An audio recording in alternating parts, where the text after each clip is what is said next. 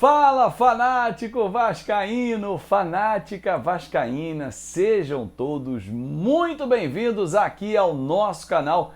Já vai logo largando o seu like aí, já tá falando aí, já deixa o seu like nesse domingão. Não gostou do vídeo? Deixa o dislike também, tudo faz parte para que possamos entender a sua opinião. Agradecer demais a você que já acompanha o nosso canal. Você é novo aqui, primeira vez? Pô, então seja muito bem-vindo. Você está no Fanático Vascaíno. Já se inscreve logo, não perca tempo, ative a notificação para ficar super, hiper bem informado. Pô, vai pintar uma live especial, como nessa segunda-feira. Eu e Mário Coelho, às 8 da noite. Então, como diz o meu amigo e irmão João Guilherme, para tudo! Bate-papo de alto nível aqui no nosso canal. 8 da noite, nessa segunda-feira. E na próxima quinta-feira, nós vamos receber naquela live TBT, que você já sabe, aquela live retrô, o zagueiro Odivan. Vamos falar muito de Libertadores, de Campeonato Brasileiro, dos grandes títulos, as grandes histórias, aquela diversão. Então, já anota na sua agenda aí esses compromissos aqui dentro do Fanático Vascaíno, porque aqui, claro, lugar de Fanático Vascaíno é no nosso canal. Muito obrigado a todos, hein? Bom, vamos falar um pouquinho sobre o que aconteceu lá em Madureira, porque o Vasco perdeu o primeiro jogo semifinal da Taça Rio, 1-0, ferimentos leves. Porra, Azevedo, ferimentos leves? Sim. Foi uma opção da comissão técnica poupar os titulares. Mas de fora, não acompanho as avaliações, não tenho os dados, os números de cada atleta, não teria poupado. Mas aí é uma visão do Fábio Azevedo. Não é uma visão de quem tem as informações nas mãos. Poderia ser que com essas informações também tivesse poupado. Não tanto jogadores, mas foi uma opção. Gramado ruim. Imagina perder jogadores importantes como Zeca, Castan, Cano, Morato, Peck por uma sequência de temporada em que logo ali, daqui a 26 dias, vamos estrear na Série B do Campeonato Brasileiro. Então isso tudo, claro, foi pensado, foi programado pelo próprio técnico Marcelo Cabo, que, aliás, traz detalhes aqui para você, fanático vascaíno, papo que rolou logo depois do jogo em entrevista coletiva na Vasco TV, quando ele diz que era uma programação feita já desde o jogo com o Boa Vista, quando o Vasco foi eliminado da fase principal do campeonato. E aí a comissão técnica fez um estudo detalhado, determinou grupo 2, grupo 1, quem atuaria em qual partida. Se liga aí. Fizemos um planejamento já elaborado que os primeiros jogos da Taça Rio jogaria o G2, né, a equipe B, e o segundo jogo jogaria a equipe A, o G1.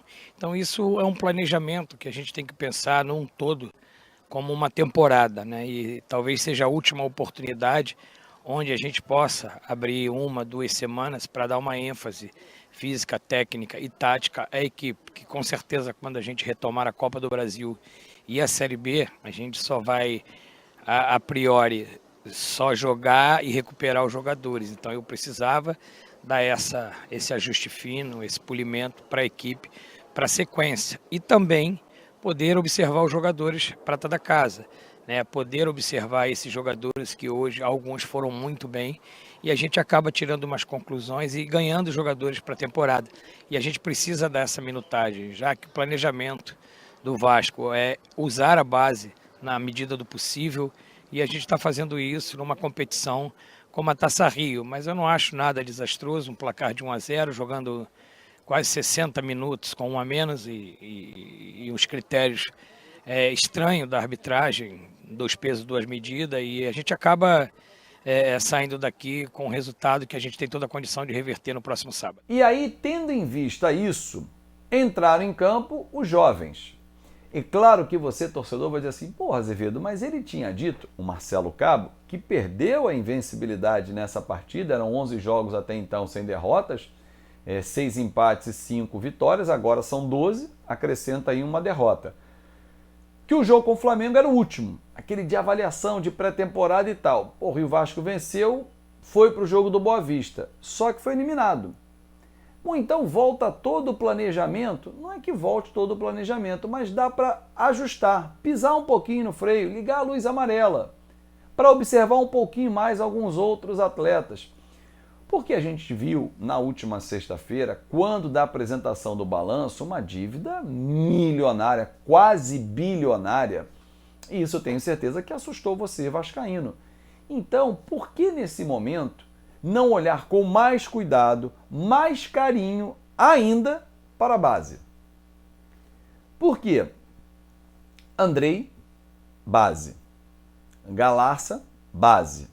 Gabriel Peck, base. Então nós estamos falando já de 3 jogadores da base titulares do atual time. Perfeito? Perfeito. No banco, opções que estão sempre jogando. Bruno Gomes, Laranjeira, que tem entrado muito, João Pedro, Figueiredo, o próprio Thiago Reis, Caio Lopes, Juninho, que voltou e entrou bem contra o Madureira.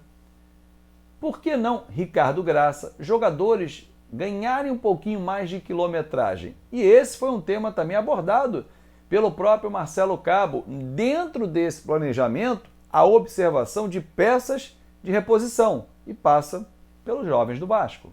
Os jovens jogadores colocando para jogar, né? Dando continuidade a essa oportunidade que a Taça Rio me traz. Cara, o que poderia mudar, talvez, se eu tivesse com a equipe principal hoje, perdendo um jogador no primeiro tempo, eu poderia sair também perdendo de 1-0. E eu fiquei muito satisfeito com a entrega dos jogadores, com a entrega tática deles, né? Eles competiram a todo momento com -1, e no final do jogo ali a gente teve 2 chances de empatar o jogo. Então, assim, a gente internamente estamos analisando a possibilidade de chegar pontualmente a alguns reforços, mas eu preciso potencializar esses jogadores, eu preciso continuar. Eles têm me dado um retorno em treinamento, e hoje eles me deram um retorno no jogo muito bom, né? Nós temos jogadores com 18 anos, 17 anos, 19 anos no campo, e apostar. A gente precisa ter convicção no nosso planejamento e ter convicção nesses jovens jogadores do Vasco. Então é isso que eu peço, confiança nos meninos, porque hoje eles representaram muito bem o Vasco aqui, com uma entrega muito grande honrando a camisa do Vasco. Claro que você que está acompanhando o nosso vídeo pode dizer assim, Azevedo, mas não precisa, a gente já sabe quem é quem. Mas esses garotos precisam rodar um pouquinho mais, ganhar quilometragem, acelerar um pouquinho para poder entender o que é jogar logo ali na frente a Série B. Porque esse é o grande objetivo do Vasco. Claro que avançar na Copa do Brasil também, mas a Série B é o foco. Então, não dá para você abrir mão dos garotos. Lembra quando eu falei da dívida milionária, quase bilionária? Com poucos recursos, quem já chegou, chegou. Talvez não chegue mais reforço, chegue 1, 2. Aí você precisa olhar para o banco. Porra, no banco eu tenho Léo Jabá, bacana, mais rodado, pode entrar. Riquelme, para a reserva do Zeca, ou para o Zeca ir para a direita na vaga do Léo Matos, Caio Tenório, começa a olhar os garotos. Precisa efetivamente olhar e ter confiança neles que estão no banco, porque muitas das vezes tem treinador que olha para o banco e volta para o campo, fala, puta, meu banco é ruim pra cacete, não dá. E o banco do Vasco não é ruim pra cacete, claro que não. Mas tem muitos garotos e eles precisam amadurecer. Como isso? Com o tempo, jogando, frequentando a concentração, indo para um jogo, não entrando, tudo faz parte de um pacote de amadurecimento desses atletas. Então, como eu sempre digo aqui no canal, e você que já me acompanha sabe disso, o processo de amadurecimento é fundamental, porque a solução do Vasco sempre esteve, e não vai ser diferente em 2021, na base. Galarça, Andrei, Gabriel Peck, Thales Magno quando voltar, Bruno Gomes, Caio Lopes, Laranjeira, João Pedro.